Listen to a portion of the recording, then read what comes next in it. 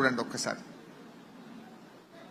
అదే విధంగా ఉద్యోగాల కోసం ప్రయత్నం చేసి ఉద్యోగ ఉపాధి దొరకక నిరాశ చెందుతున్న నిరుద్యోగ యువకులకు ప్రతి నెల 4,000 రూపాయల నిరుద్యోగ వృత్తిని ఇచ్చి నిరుద్యోగ యువకులను कांग्रेस पार्टी आदुకుంటుంది।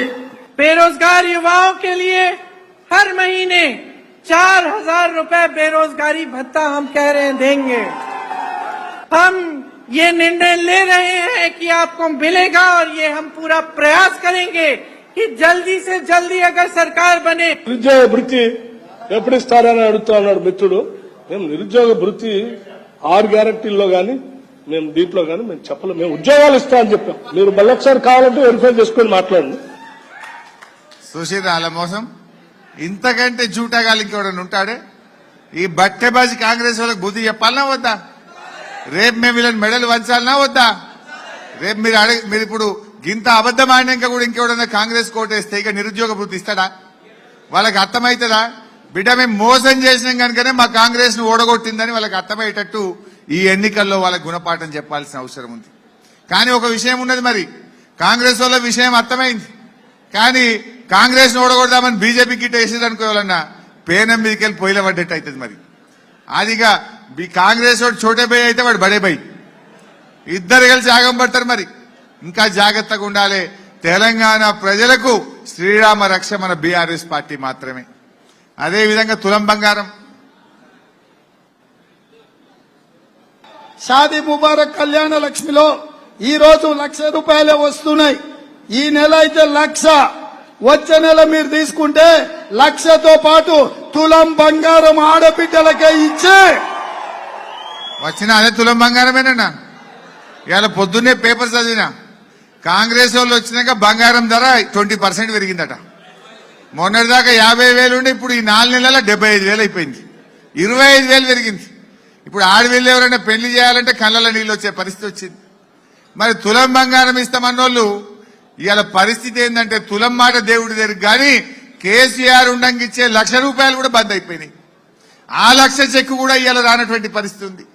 దుబ్బాక దవాఖానకు పోయి చూడండి, కేసీఆర్ ఉండంగా బ్రహ్మాండంగా 100 పడకల ఆసుపత్రి కట్టినాం। బిడ్డ కాన్పుకు పోతే మంచిగా కాన్పు చేసి కేసీఆర్ కిట్ ఇచ్చి ఆటో కిరాయి లేకుండా తల్లిని పిల్లని తీసుకొచ్చి దౌలతాబాద్ లో దించిపోయినాం। ఇవాళ పోయి దుబ్బాక దవాఖానలో చూడండి, కేసీఆర్ కిట్ బంద్ అయిపోయింది। 4 నెలలనే మాయమవుతుందా? నేను నిన్న కరీంనగర్ పోయినా, కేసీఆర్ ఉండగా రోజు నల్లొచ్చింది, ఇప్పుడు ఈ కాంగ్రెస్ వాళ్ళు వచ్చినాక దినం తప్పించి దినం నల్లయిందట। అక్క చెల్లెలు తిడతా ఉన్నారు కాంగ్రెస్ వాళ్ళు, అరే కేసీఆర్ ఎట్లా ఇచ్చే రోజు నల్లా, వీడు 4 నెలలనే గిట్టెట్ట చేసి అని తిడతా ఉన్నారు లేడీస్। అంటే వాళ్ళకు పరిపాలన చేతగాని పరిస్థితి। అంటే కొత్త ఇచ్చుడు ఇడిచిపెట్టండి, ఇచ్చే రైతు బంద్ ఆగమైంది, కేసీఆర్ కిట్టు బంద్ అయింది, 24 గంటల కరెంటు బంద్ అయింది, కాలువలలో నీళ్లు బంద్ అయినాయి, అక్క చెల్లెలకు మంచి నీళ్లు బంద్ అయినాయి। మీరు కొత్త ఇస్తారనుకొని మీ మాటలు నమ్మి ఓట్లేస్తే ఉన్నవి కూడా బంద్ అయినటువంటి పరిస్థితిని ఇలా ప్రజల కళ్లకు మనం వివరించాలి, ప్రజలకు అర్థమయ్యేటట్టు చెప్పాల్సిన అవసరం ఉంది। ఇంకా అట్లా చాలా విషయాలున్నాయి, ఇప్పటికే 3:30 అయింది కనుక నేను ఎక్కువ సమయం తీసుకోను। యువకులు విద్యార్థులు దయచేసి ఈ ఎన్నిక మనకు చాలా ముఖ్యమైనది, మెదక్ ఎన్నిక కూడా చాలా ముఖ్యమైనది। వెంకట్రామరెడ్డి కూడా చాలా మంచి మనిషి, మాట మీద ఉండే నిజాయితీ కలిగినటువంటి మనిషి।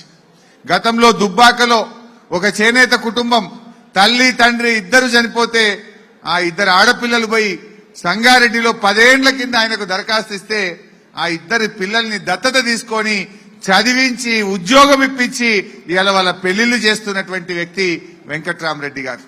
అన్నం ఉడికిందా లేదా చూడ్డానికి ఒక మెతుకు ముట్టుకుంటే చాలు, ఆయన మనకు ట్రస్ట్ ద్వారా రేపు సేవలు అందించడా అనడానికి ఇది ఒక్క ఉదాహరణ చెప్తా ఉన్నా। ఇట్లాంటి చాలా ఉన్నాయి ఆయన చేసినటువంటి సేవ గాని, మానవత దృక్పథం ఆయనలో ఎంత ఉందనడానికి నేనే ఎన్నో ఉదాహరణలు చూశాను। అలాంటి ఒక మంచి మనిషిని దయచేసి మీరు దీవించండి। రేపు పార్లమెంట్ లో దుబ్బాక అభివృద్ధికి నిధులు తేవడానికి తన సొంత నిధుల నుంచి కూడా దుబ్బాకకు పెద్దపీట వేసి పనిచేస్తా అన్నటువంటి వెంకట్రామరెడ్డి గారిని మీరు ఆశీర్వదించాలని కోరుతూ